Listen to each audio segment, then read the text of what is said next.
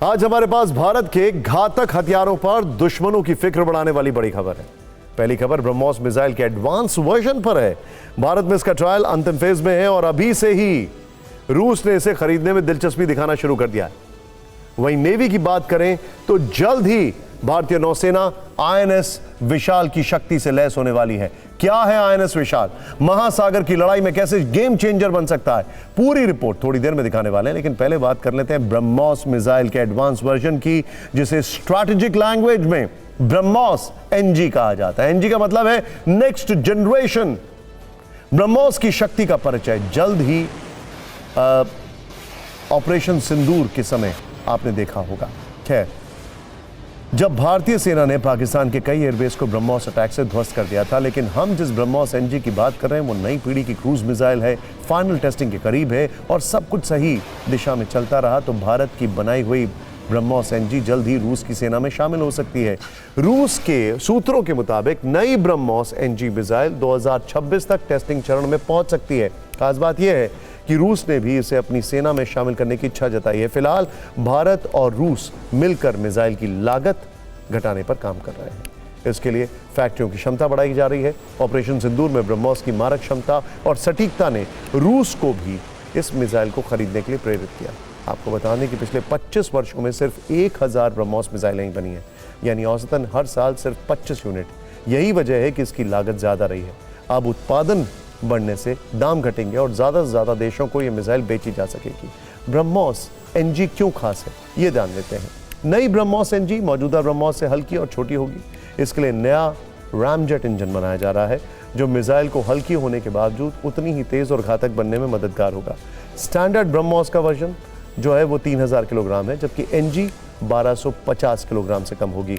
हल्की होने के कारण ये एलसीए तेजस जैसे हल्के लड़ाकू विमानों से भी लॉन्च की जा सकेगी। 300 किलोमीटर तक के लक्ष्य पर बेहद सटीक वार कर सकेगी। इसे जमीन, हवा और समुद्र तीनों जगह से लॉन्च किया जा सकेगा। साथ ही पनडुब्बी से दागने का विकल्प भी इसमें जोड़ा जा रहा है।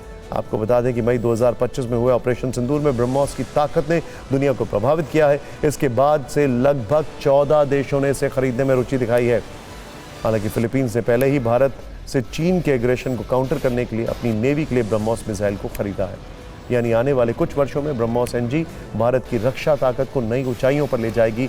साथ ही इसके निर्यात से भारत दुनिया के बड़े हथियार निर्यातकों की देशों वाली लिस्ट में तेजी से ऊपर आ जाएगी।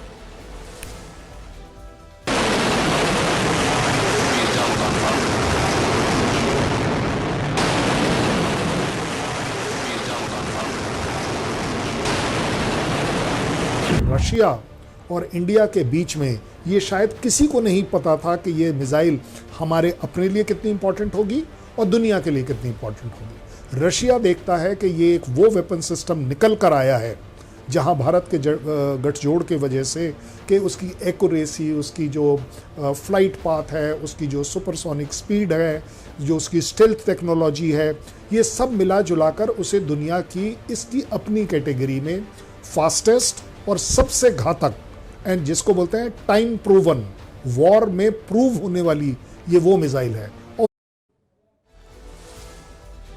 अब चलिए थोड़ी सी फिक्र महासागर में षड्यंत्र करने वाले दुश्मनों की बढ़ा देते हैं। आईएनएस विशाल, चीन पाकिस्तान ने शायद नाम तो सुन ही लिया होगा। जैसा नाम, कारनामे भी वैसे ही विशाल और पराक्रमी होंगे। तो बिना देर किए आईएनएस विशाल की विशाल शक्ति के बारे में जान लेते हैं। पहली बात, भारत का तीसरा विमान वाहक पोत होगा। दूसरी बात, पूरी तरह से स्वदेशी होगा। तीसरी बात, इसे कोचिन शिपयार्ड में बनाया जाएगा और भारत का पहला परमाणु ऊर्जा से संचालित एयरक्राफ्ट कैरियर होगा। यही आईएनएस विशाल की सबसे बड़ी विशेषता होगी। 65 से 75,000 टन वजनी, 300 मीटर की लंबाई के साथ स्पीड 55 किलोमीटर प्रति घंटा होगी, जो अपने साथ 55 विमानों को ले जा सकेगा।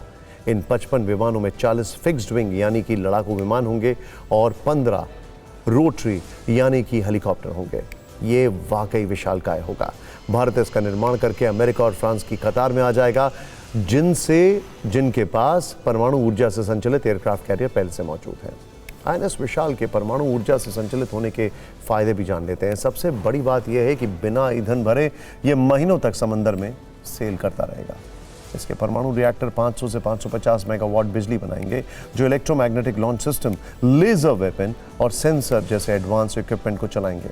इस एयरक्राफ्ट कैरियर से भविष्य में राफेल मरीन और LCA नेवी फाइटर जेट्स के अलावा मानव रहित कॉम्बैट ड्रोन और भारी भरकम airborne early warning and control system भी लॉन्च हो सकेंगे। अब INS विशाल का भारत की नेवी में शामिल होना क्यों जरूरी है, यह जानना जरूरी है। पहली बात, INS विशाल के निर्माण से हिंद प्रशांत क्षेत्र में भारतीय नौसेना की शक्ति कई गुना बढ़ जाएगी। यह भारत की समुद्री पहुंच को बढ़ाएगा और व्यापार मार्गों को सुरक्षित करेगा। दूसरी बात, क्षेत्रीय संतुलन बनाएगा। चीन के पास अभी 2 विमान वाहक पोत लियाओइंग और शाडोंग है। तीसरा फुजियान है, जो कि ईमाल्स यानी कि इलेक्ट्रोमैग्नेटिक लॉन्च सिस्टम के साथ तैयार हो रहा है। चीन परमाणु संचालित पोत भी विकसित कर रहा है। चीन की इन सभी ताकतों को भारत INS विशाल से जवाब दे पाएगा। तीसरी बात, पाकिस्तान चीन से 8 हैंगोर क्लास पनडुब्बियां खरीद रहा है। पाकिस्तान इनके दम पर भारत के समुद्री इलाके में खतरा बढ़ा सकता है। INS विशाल पाकिस्तान के इसी षड्यंत्र का जवाब होगा।